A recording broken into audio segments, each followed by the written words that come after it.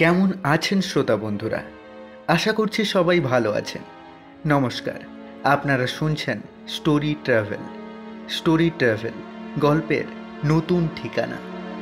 Story ট্রাভেলে আজ আপনারা শুনবেন লেখক অমিত সিংহের কলমে এক বন্ধুত্বের বিশ্বাসঘাতকতার গল্প, সমাপতন।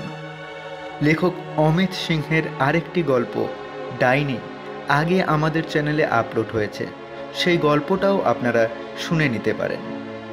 আর হ্যাঁ, আপনাদের কাছে অনুরোধ, আমাদের গল্পগুলি ভালো লাগলে অবশ্যই প্রিয়জনদের মধ্যে শেয়ার করে দিন, আর স্টোরি ট্রাভেলকে সাবস্ক্রাইব করে রাখুন এরকম ভিন্ন ধরনের গল্প প্রতিনিয়ত শোনার জন্য।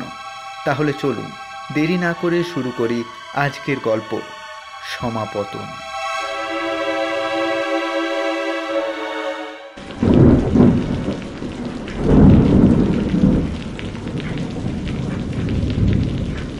অঝোর ধারায় বৃষ্টি পড়ছে তখন।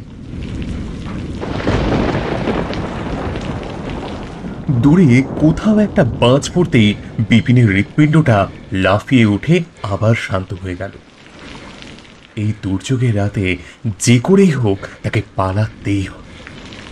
সারা শরীর জলে ভেজা, তাই বেশি দ্রুততার সঙ্গে দৌড়তেও পারছে না। রাস্তার গর্তগুলোতে জমে থাকা জলগুলোকে তার পায়ের চাপে জলশূন্য করে সে দৌড়তে থাকল। তার মনে আজ একটা অদ্ভুত ভয় কাজ করছে, ধরা পড়ে যাবে না তো সে।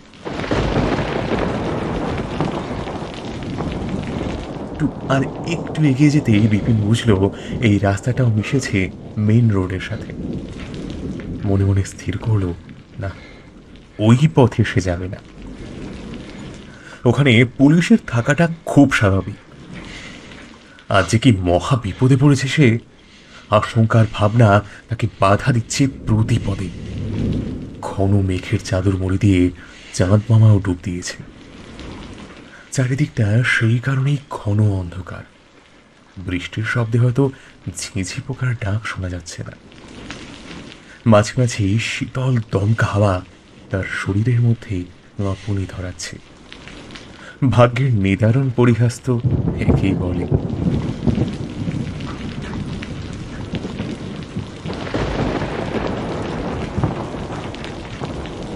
অ্যাক্সিডেন্টটা তো সে করেনি।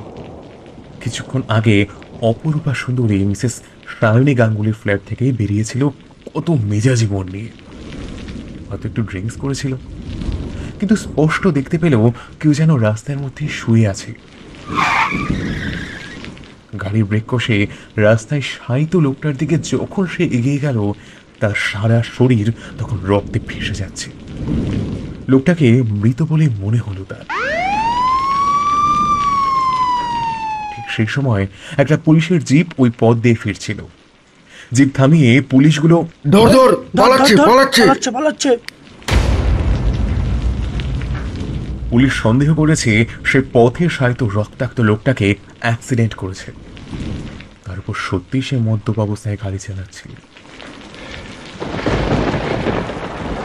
সেই সময় বিপিন কোনো দিকে না তাকিয়ে গাড়ি ফেলেই ছুটতে থাকে। এখন এতটা পথ এই দুর্যোগের দিনে দৌড়ে আসার পর কোথাও গিয়ে যেন মনে হচ্ছে সে চরম বোকামি করল। সে যখন অ্যাক্সিডেন্টটা করেনি, তাহলে তো ভয় কিসের? হয়তো মদ্যপান করেছিল, তাতে কি ফাইন দিয়ে দিলেই হয়ে যেত। সে পালালো মানে তো আরো দোষী প্রমাণিত হয়ে গেল সে পুলিশের কাছে। ধরা পড়লে যে কি হবে এই ভাবনা ভাবতেই শিহরণ খেলে গেল তার সারা শরীরে।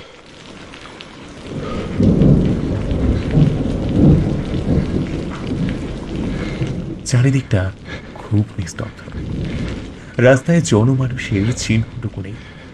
ঘুটঘুটে অন্ধকারে পথটাকে ছিন্ন ভিন্ন করে তার পদযুগল এগিয়ে চলেছে নিরুদ্দেশের পথে। এ কোন পথে এসে পড়ল সে? অন্ধকারে কিছুই বোধগম্য হচ্ছে না। হঠাৎ বিপিন চমকে উঠল, কি যেন ছুটে চলে গেল।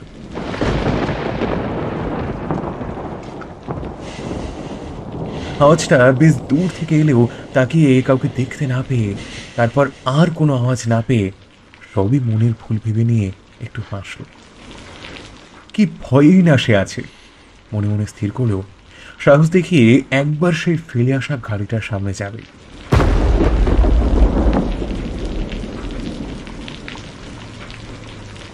যখন মনে এইরকম একটা সাহসের সঞ্চার করেছে, ঠিক সেই সময় বৃষ্টিটা আবার ব্যাপক আকার ধারণ করল। দূরে পুলিশের গাড়ির আওয়াজ ভেসে এলো। তাকেই ধরার পরিকল্পনা চলছে হয়তো। বিড়বিড় করে নিজের ভাগ্য দেবতাকে একটু গালাগালি করে ছুটে যেন কোনো নিরাপদ স্থানের সন্ধান করতে থাকলো।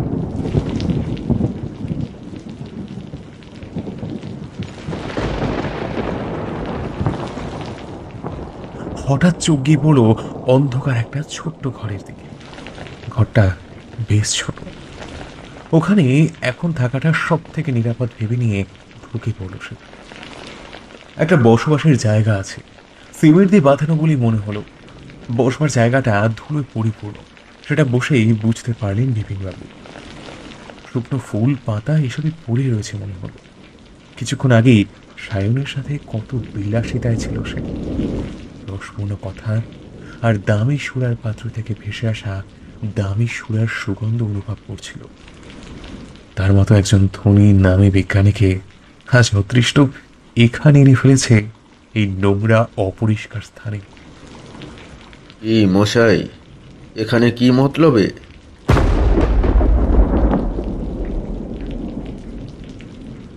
কথাটা বিপিনের পেছন থেকে আসতেই চমকে উঠে পেছনে ফিরে দেখলো কালো রেইনকোট পরা একজন ব্যক্তিকে।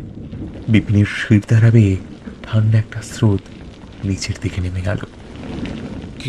কে? অস্ফুটে বিপিন লোকটার মুখমণ্ডল দেখার চেষ্টা করলো। আমি কে সেটা জেনে কি করবেন মশাই? লোকটার মধ্যে কেমন যেন একটা ভাব লুকিয়ে আছে মনে হলো বিপিনের। ঠিক কি ভাব সেটা মুখে বলে বোঝানো কঠিন, কারণ সেটা সম্পূর্ণ অনুভবে। একবার ভাবলেন উঠে পালাবেন কিনা, তারপর নিজেকে সংযত করে নিয়ে বললেন, মতলব মানে কি বলতে চাইছেন? বৃষ্টি পড়েছে তাই একটা নিরাপদ স্থান দেখে আশ্রয় নিলাম। লোকটা নির্বিকার তখন। তার কিছুক্ষণ পর নীরবতা ভেঙে বললেন, ও তাই বলুন মশাই। আজ বৃষ্টিটা কেমন জোরে হচ্ছে দেখুন তো। আকাশ ফুটো হয়ে গেছে মনে হয়। বেশ বিপদের সংকেত কিন্তু এটা। বিপদ? কিসের বিপদ? আরে মশাই, বিপদ না, একবার ভাবুন। এই সময় কত লোক ঘর ছাড়া হয়, কত লোক অসহায় হয়ে পড়ে। প্রকৃতির কাছে কে বা ধনী, কে বা গরিব। অসহায় মানুষ ঘর ছাড়া মানে আপনি কি বোঝাতে চাইছেন? আরে ওই রাস্তার ওপাশের বস্তির লোকগুলোকে দেখে খুব দুঃখ হয়। প্লাস্টিক বস্তা এই সব দিয়ে কোনো রকম নিজেকে রক্ষা করে বৃষ্টির হাত থেকে। এই রকম কত মানুষ অসহায় হয়ে পড়ে, আর আপনাদের মতো মানুষ আবার এটাকে রোমান্টিক আবহাওয়া বলে চালিয়ে দেন। দুঃখ হয়, খুব দুঃখ হয় মশাই। সত্য সেলুকাস, কি বিচিত্র এই দেশ! কত বিচিত্র ঘটনা ঘটে চলে চোখের নিমেষে। ও তাই বলুন। আপনি কি খুনি নাকি মশাই? লোকটার কথাগুলো কেমন যেন ব্যাকা ব্যাকা লাগছে বিপিনবাবুর। কিন্তু এই কথাটা শোনার পর সত্যি তার ভয় করতে লাগলো। সে কি করে জানলো যে রাস্তার অ্যাক্সিডেন্টটা সে করেছে? পুলিশের লোক নাকি? মনে মনে স্থির করলেন ছুটে পালিয়ে যাবেন। সারা শরীরে ঘাম দিতে শুরু করলো। ঠিক তখন লোকটার কথায় আবার সেই ভয়টা ভাঙল। আরে মশাই, ঠাট্টা করছিলাম, ঠাট্টা। আপনি দেখছি সত্যিই চিন্তিত হয়ে পড়েছেন। মনে মনে রাগ করছেন নাকি? একটু রসিকতা করলাম আর কি। না না, রাগ করতে যাব কেন? আমি তো আর খুনি নই যে আপনার কথায় রাগ বা ভয় করতে যাব। না না, আপনার মতো ধনী ব্যক্তিকে এইসব খুনি বলছি তাই ভাবলুম রাগ করবেন। আসলে গায়ে তো দামি পোশাক, ওটা দেখেই বললাম। তার উপর এই দুর্যোগের দিনে ছুটে ছুটে বেড়াচ্ছেন, না না, আসলে আমার গাড়িটা একটু খারাপ হয়েছে, তাই বৃষ্টির হাত থেকে বাঁচতেই ছুটে ছুটে আসছিলাম। চোখটা হঠাৎই ছোট্ট কুটিরে পড়লো, তাই এখানে ঢুকে পড়লাম। বিপিন কথাগুলো বলে নিজের স্মার্টফোনটা বের করলো। নেটওয়ার্ক নেই দেখে চরম হতাশ হয়ে ফোনটা আবার রাখলেন পকেটে। বেশ খানিকক্ষণ বিপিন এবং লোকটা দুজনেই চুপ। আজ আকাশ তার সমস্ত অশ্রুধারা ঝরিয়ে দিচ্ছে। সমানে বৃষ্টি হয়ে চলেছে। বৃষ্টির প্রভাবে চারিদিকটা সাদা কুয়াশার মতো মনে হচ্ছে।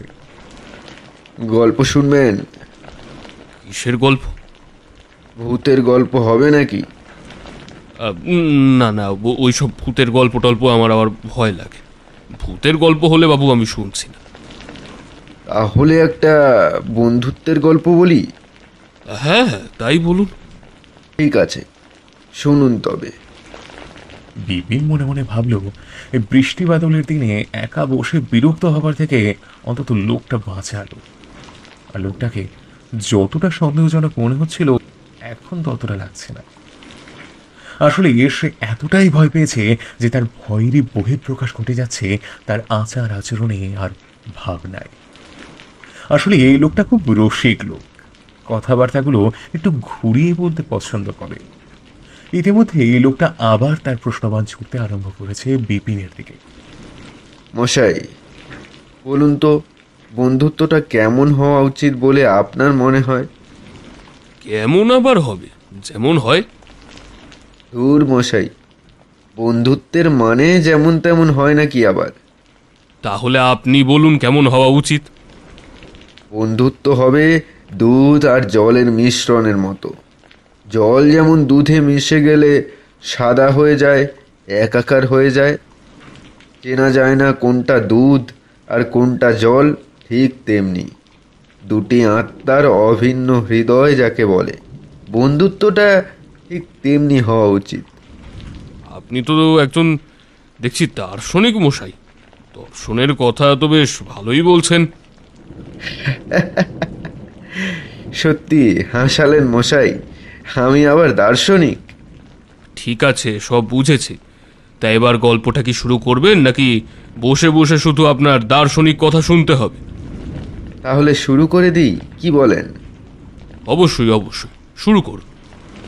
যার গল্প করছি সেটা ধরেই নিন আমার আর আমার একজন পরম বন্ধুর গল্প। বেশি সময় নষ্ট না করে এবারে গল্পটা বলি, শুনুন। ছোট করেই বলি।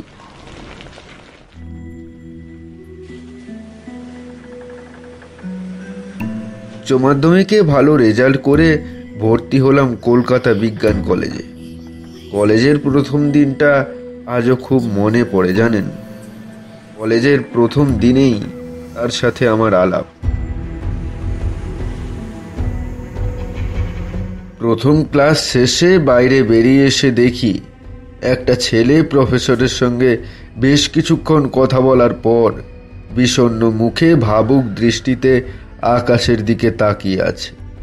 চিন্তায় পড়েছে বলে মনে হয়। এগিয়ে গেলাম। ছেলেটা মনে হলো আমাকে চুম্বকের মতো আকর্ষণ করলো। চুম্বকের মতো কেন বলছি তার ব্যাখ্যা আমি হয়তো দিতে পারবো না, কিন্তু একটা কথা বলতে পারি, তার সরল মুখটা আর ভাবুক দৃষ্টিতে সকলকে আকর্ষণ করার একটা বিশেষ ক্ষমতা ছিল।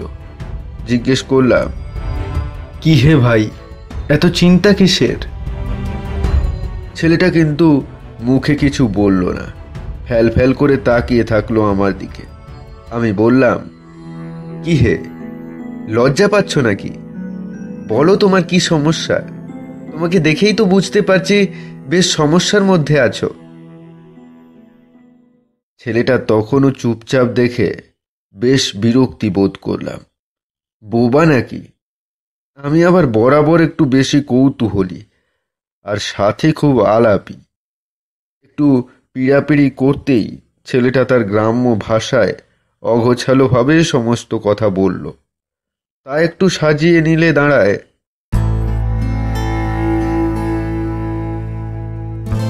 সে গ্রামের ছেলে।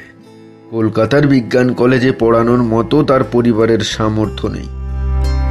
তবে গ্রামের হাই স্কুলের বিজ্ঞান শিক্ষক রমাকান্ত দত্ত তাকে নিজের ছেলের মতো ভালোবাসার দরুন নিজের খরচা দিয়ে পড়ানোর প্রতিশ্রুতি দিয়ে কলকাতায় পাঠিয়েছেন। ঠিকানা দিয়েছেন তার মেজ ভাইয়ের। সেখানেই থেকে পড়াশোনার ব্যবস্থা আর কলেজ করতে বলেছিলেন। তাই কলকাতায় ফিরে প্রথমে সেখানে যায়। বেশ কিছুদিন থাকার পর সে বুঝতে পারে সে ওদের বোঝা হয়ে উঠেছে, কারণ তাদের উপার্জন খুব একটা বেশি নয়। তার উপর তার আগমন বাড়ির কেউ ভালো চোখে নিচ্ছিল না। তাই সে ঠিক করেছে একটা কাজ করে কলকাতার মেসে থাকবে। কিন্তু সে কাজ কোথায় পাবে? অপরদিকে রমাকান্ত স্যারকেও সে বলতে পারছে না তার অসুবিধার কথা, এতে স্যার নিজেই লজ্জাবোধ করবে। তাই তাকে একটা কাজ জোগাড় করে থাকতে হবে মেসে। এই সকল ভেবেই সে বিষণ্ণ মুখে চেয়েছিল। আমি তাকে সান্ত্বনা দিয়ে বললাম, তুমি যদি আমার কাছে থাকো তোমার কোনো খরচ লাগবে না, তবে আমার সঙ্গে বন্ধুত্ব রাখতে হবে। তুমি রাজি? রাজি হয়ে গেল ছেলেটা। সেদিন প্রথম বুঝেছিলাম বন্ধুত্বটা কি, এর অর্থ কি। যত দিন যেতে থাকলো আরো গাঢ় হলো বন্ধুত্বটা। তার অর্থ না থাকলে কি হবে? আমার যত্নের কোনো ত্রুটি রাখতো না, পড়াশোনার ব্যাপারেও সাহায্য করত খুব। যত দিন যেতে থাকলো আমাদের বন্ধুত্বটা গাঢ় থেকে আরো গাঢ় হতে থাকলো। দেখতে দেখতে কলেজে পরীক্ষাও চলে এলো। দুজনেই পরীক্ষা দিলাম খুব ভালো। ফল প্রকাশের দিন দেখা গেল দুজনেই সমান নম্বর পেয়ে প্রথম স্থান অধিকার করেছি। কিন্তু হঠাৎ আমাদের দুজনের জীবনের মাঝে প্রাচীর হয়ে দাঁড়ালো সুন্দরী একটা মেয়ে, অপর্ণা। ও, আমি তো আবার আমার সেই বন্ধুটার নাম বলতেই ভুলে গেছি। বন্ধুটার নাম হলো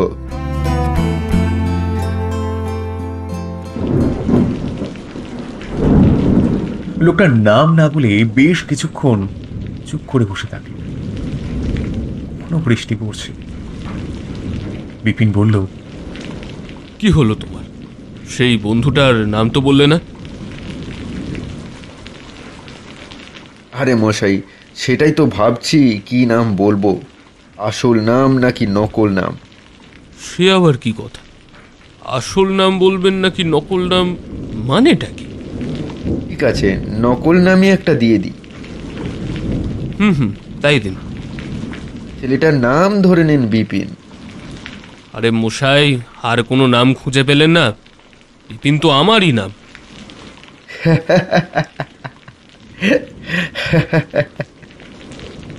আরে মশাই, আপনার কথা শুনে তো হাসি আর থামবে না দেখছি। আপনার নাম বিপিন বুঝি? তা যাই হোক, পৃথিবীতে মনে হয় আপনার একার নাম বিপিন, আর কারোর নাম হতে পারে না। আর এটা তো একটা কাল্পনিক নাম। ঠিক আছে, হাসি থামিয়ে এবার গল্পটা শেষ করুন। ঠিকই তো, পৃথিবীতে তো আর আর আমার একার নাম বিপিন নয়। আপনি শুরু করুন তারপর। তো এই মেয়েটাকে প্রথম দেখাতে ভালো লাগলো আমার। জীবনানন্দের বনলতা সেন পুরো। বর্ণনা দিতে পারবো না মশাই অত, তবে এইটুকু বলতে পারি তার পায়ের নুপুর মনের ভিতর তুলতো যেন ঘণ্টার প্রতিধ্বনি। তার সুন্দর মুখে উন্মুক্ত লাল ঠোঁটটাতে আঁকতে ইচ্ছে করত একটা হালকা স্নিগ্ধ চুম্বন। তবে তাকে চুম্বনের স্বপ্ন কত শত ছেলে রোজ দেখত তার ঠিকানা নেই। স্বপ্নেও সে চুম্বকের মতো আকর্ষণ করত আমাকে। কি রূপ, কি রূপ! মুখ ফুটে কিছু বলে উঠতে পারতাম না। আমি তোমাকে ভালোবাসি এই কথাটা বলতে যাব একদিন, ঠিক এই সময় একটা বখাটে গছের ছেলে কিছু একটা কারণে অপর্ণার হাতে খেয়েছিল এক সপাটে চড়। ব্যাস, সমস্ত আশা ভরসা সেখানেই শেষ আমার। তখন থেকে প্রেমের স্বপ্ন পরিণত হলো চড় মারার স্বপ্নে। একদিন সেই বিপিনকে বললাম, ভাই আমার হয়ে তুই একটা কাজ করে দে না, তুই মেয়েটাকে বলে দে না আমি মেয়েটাকে খুব ভালোবাসি। কথাটা শোনার পর তার চোখ দুটো কেমন যেন বিস্ফারিত হলো। তারপর সে গম্ভীর কণ্ঠে বলল, না ভাই, চর খাওয়ার ইচ্ছে আমার নেই। আর তুই আমাকে আর যত ইচ্ছা কাজ বল, আমি সব করে দেব, কিন্তু এই কাজটা আমি কিছুতেই করতে পারবো না। তবে আর কি করা যায়, সেটা ভাবা ছাড়া আমার আর উপায় থাকলো না। আচ্ছা, গল্পটা যদি এখানে শেষ হয় কেমন হবে? ধুর মশাই, এটা আবার কোনো গল্প হলো? গল্পের শেষ নেই, কিছু নেই। ধুর। বাস্তব ঘটনা কখনো কি গল্প হয় মশাই? আপনার গল্প যেমন আজগুবি, আপনি মানুষটাও তেমন আজগুবি। কি বলেন কিচ্ছু বোঝার উপায় নেই। ঠিক আছে মশাই, আপনি যখন এত বাজে গল্প কথা ভাবছেন, তখন আমি কিন্তু আর গল্পটা থামাবো না এখানে। তবে গল্পটা শেষ করতে হবে যে আমায়। হুম, দিন দিন, শেষ করে দিন। আরও গল্পটা পারলে একটু তাড়াতাড়ি শেষ করুন, ভালো লাগছে না। ঠিক আছে ঠিক আছে, তাড়াতাড়ি গল্পটা শেষ করে দেব। তারপর তো আসল গল্প শুরু হবে মশাই। কি কি বললেন? আসল গল্প? কিছু না কিছু না, আপনি মন দিয়ে গল্প শুনুন।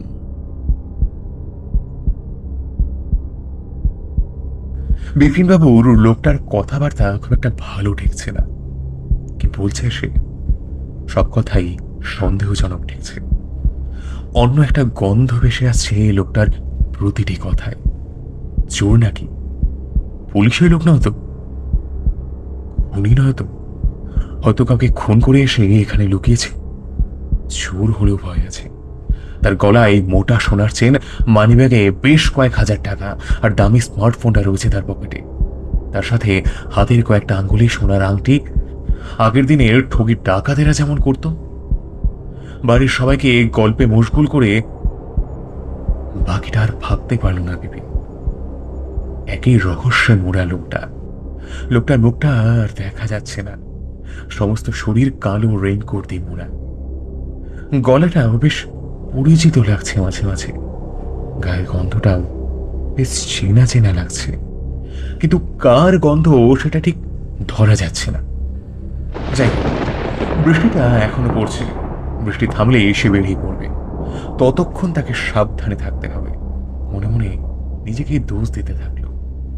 সেই তো লোকটাকে একরকম প্রশ্রয় দিয়েছে। যাক, বৃষ্টি থামলে আর সে থাকবে না এই রহস্যজনক লোকটার সাথে। এটাই মনে মনে স্থির করে গল্পটা শুনতে শুরু করলো।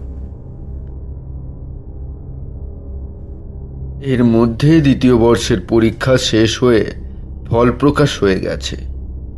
প্রথম স্থান অধিকার করেছে এবার বিপিন, আর আমি দ্বিতীয়। আমাদের দুজনকে পুরো কলেজ প্রতিদ্বন্দ্বী ভাবত। আমি জানতাম না বিপিন কি ভাবত, তবে আমি তাকে কোনোদিন হয়তো প্রতিদ্বন্দ্বী ভাবিনি। হয়তো এইটাই আমার একটা মস্ত বড় ভুল বলতে পারেন। আমার খারাপ ফলের কারণ হলো অপর্ণা। তাকে ছাড়া আমার চলছিল না। পড়াশোনায় মনোযোগ দিতে পারতাম না। তবে ইদানিং একটা ব্যাপার আমার দৃষ্টিগোচর হচ্ছিল। সেটা হলো আমার পরম বন্ধু বিপিন যেন আমার দিক থেকে দূরে সরে যাচ্ছিল। আগের মতো আমাকে পড়াশোনার ব্যাপারে সাহায্য করা তো দূরের কথা, সে আমার সাথে অনেক সময় কথা বলাও বন্ধ করে দিয়েছিল। জিজ্ঞেস করতাম, কি হয়েছে ভাই, কথা বলিস না কেন আগের মতো? কোনো জবাব দিত না। আবার দু চারটে কথা বলেই চুপ করে থাকত।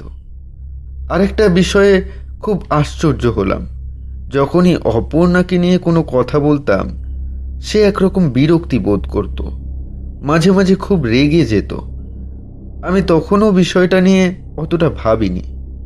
পরে হঠাৎ কলেজে এক বিশাল প্রতিযোগিতার আয়োজন করা হয়। প্রতিযোগিতায় জিতলে বিশাল পুরস্কার মূল্য, তার সাথে একটা নামি দামি বিদেশি কোম্পানিতে চাকরি। সকলেই সকলের প্রতিযোগী হয়ে উঠল। এই অফুরন্ত সুযোগ কেউ হেলায় হারাতে চায় না। সকলেই পরিকল্পনা করতে থাকলো কি করা যায়। ইতিমধ্যে প্রত্যেকটি জিনিসের ডিজাইন বানানোর চেষ্টা করে প্রায় সফল বিপিন। জিনিসটা অনেক ডিগ্রি বেশি তাপমাত্রা সহ্য করতে পারবে, আর সে যদি এটা আবিষ্কার করে দিতে পারে তাহলে শুধু কলেজের পুরস্কার মূল্য নয়, তার পাশাপাশি পেয়ে যাবে জগৎজোড়া খ্যাতি। আমি কিন্তু কোনো মেশিন বানানো তো দূরস্থ, তার একটা নকশাও করে উঠতে পারলাম না। বিপিন পুরোপুরি মেশিনটা বানিয়ে ফেলেছে। মেশিনটার নাম দিয়েছে স্টার লাইট, যা 10,000 ডিগ্রি তাপমাত্রা সহ্য করতে পারে। এটা একটা নিউক্লিয় হামলা থেকে বেঁচে যাবে বলে তার ধারণা। পরীক্ষাও করে দেখে না এসে একটি ডিমের মধ্যে তার সেই যন্ত্রটিকে ঢুকিয়ে আগুনে ফেলে দিলেও ডিমটার কোনো ক্ষতি হয় কি না। বিপিন দেখল না, কোনো ক্ষতি হয়নি, অর্থাৎ তার প্রকল্প সমাপ্ত। এবার শুধু এটাকে সকলের সামনে উপস্থাপন করা, বেশ।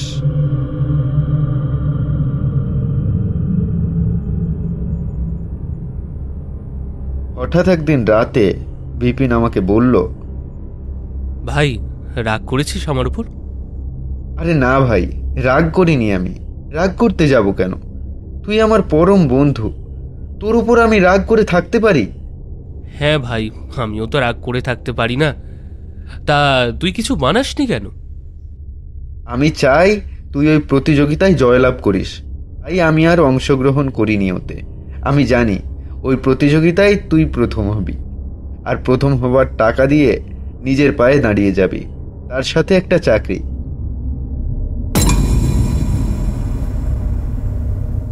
কিন্তু সেদিন বিপিনের চোখ মুখ দেখে একটু অন্যরকম লাগছিল। সেদিন কথাগুলো শুনে প্রথমে আহ্লাদে আটখানা হয়ে পুরো গলে গেল বিপিন। তারপর হঠাৎ আমার মনে হলো কি যেন একটা দুষ্টু বুদ্ধি ঘুরছে তার মাথায়, কিন্তু সে কি দুষ্টুমি করবে আমার সাথে তা স্থির করে উঠতে পারলাম না।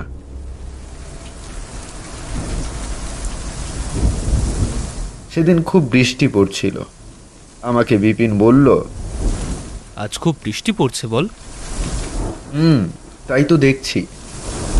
চল না, ওই ফুটপাথের বস্তি থেকে একবার ঘুরে আসি, মানুষগুলোকে একটু সাহায্য করে আসি। বিপিনের এই স্বভাবটা আমার খুব প্রিয় ছিল, তাই তার কথায় সম্মতি জানিয়ে আমরা ফুটপাতের দিকে চলতে থাকলাম। বিভিন্ন রকম আড্ডা হাসি ঠাট্টা করতে করতে আমরা চলতে থাকলাম। সেই আগের মতোই বন্ধুত্বটাকে উপভোগ করছিলাম বেশ। নিমেষে ভুলে গিয়েছিলাম কয়েকদিনের রাগ অভিমান। পথটায় খুব একটা আমরা দুজনেই আসিনি, অচেনা পথই বলা চলে। মেন রোডের সামনে এসে দাঁড়ালাম আমরা।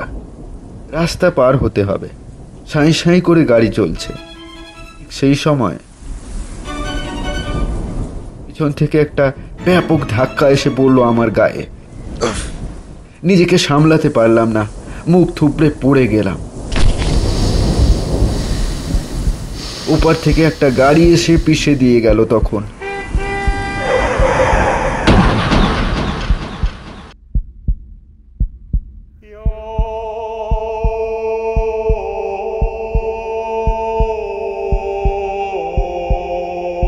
ঝাপসা চোখে হালকা জ্ঞানে শুধু দুটো হিংস্র চোখ দেখেছিলাম। বিপিন আমাকে ধাক্কা মেরেছে, তার 2-4টে কথা কানেও গেছিল।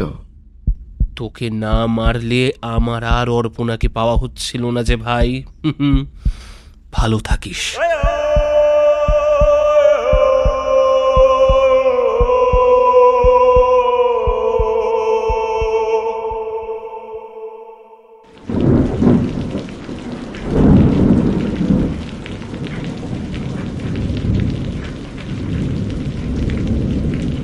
বিপিন ইতিমধ্যেই ঠক ঠক করে কাঁপতে শুরু করেছে। সে এখন বুঝতে পেরেছে যেই মানুষটার সঙ্গে সে রয়েছে সে মানুষ নয়, অশরীরী। পালাতে যাবে, কিন্তু সেই ক্ষমতা তার লুপ্ত প্রায়। উঠে দাঁড়ানোর শক্তিটুকুও নেই। তারিখটা মনে পড়ে গেল অতীতের সেই কুকীর্তির কথা। আজ সেই কুকীর্তির ফল ভুগতে হবে তাকে, তা তো একরকম স্পষ্ট। অস্ফুটেই বলে উঠল বিপিন, রবার্ট? হ্যাঁ, আমি রবার্ট। চিনতে পেরেছিস তাহলে? আমার সমাধিতে বসে গল্পটা কেমন উপভোগ করলি সেটা বল। তার হাসিতে প্রতিধ্বনিত হচ্ছে চারিদিকটা। সে এতক্ষণ রবার্টের সমাধিতে বসে রবার্টের পাশে বসে আর তার আর রবার্টের গল্প শুনছিল। বুঝতে পারেনি বুঝতে।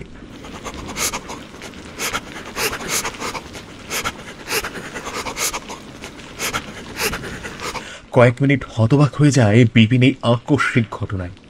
বিপিন ইতিমধ্যেই ছুটতে শুরু করেছে। তাকে পালাতেই হবে, নাহলে রবার্ট তাকে শেষ করে ফেলবে। কোনো দিকে না তাকে উদ্ভ্রান্তের মতো ছুটে চলেছে, কিন্তু ছুটতে ছুটতে কখন যেন সে মেইন রোডে উঠে পড়েছে সে জানে না। ঠিক সেই সময় ওপার থেকে একটা বড় গাড়ি এসে বিশাল ধাক্কা দেয়।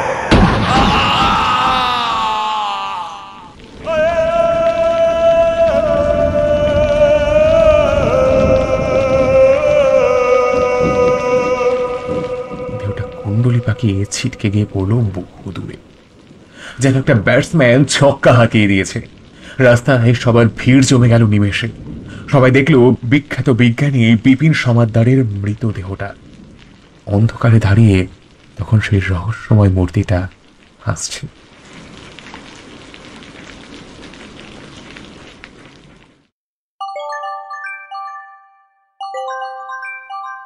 ফোনটা বাজছে মিসেস অপর্ণার।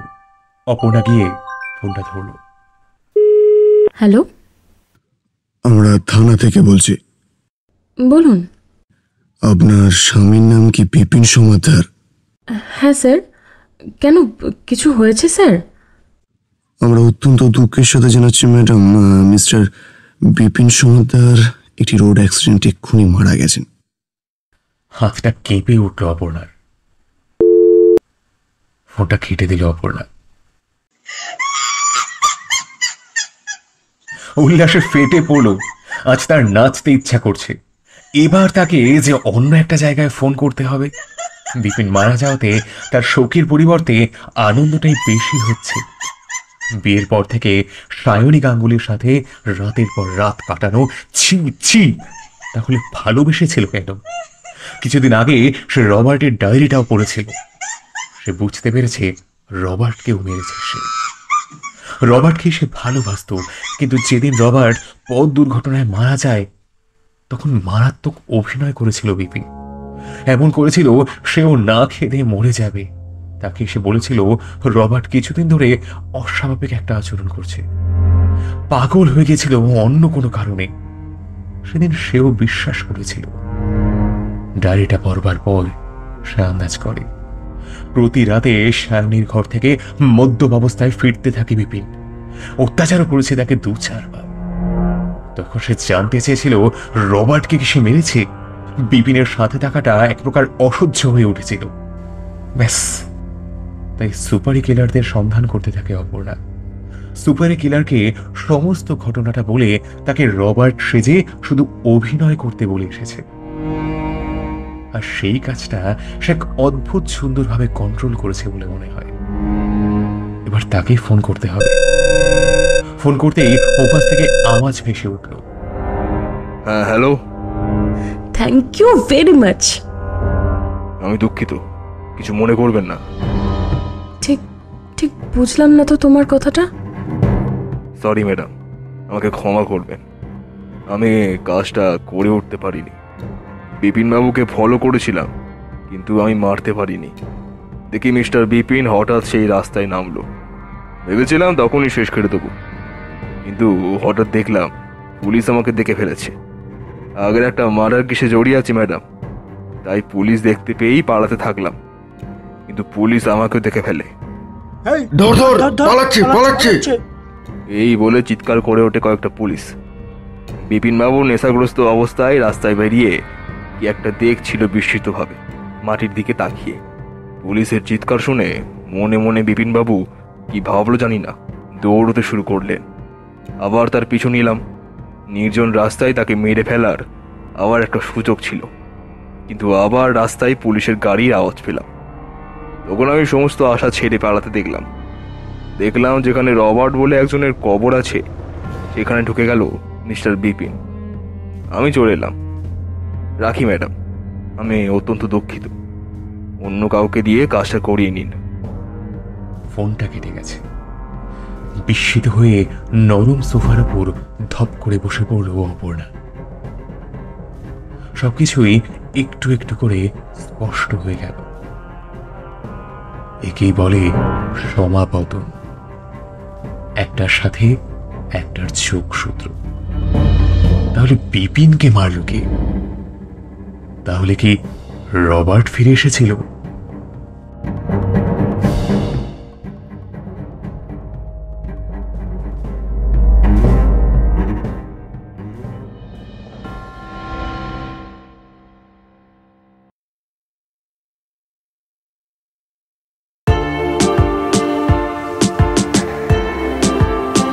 শেষ হলো আমাদের আজকের গল্প সমাপতন।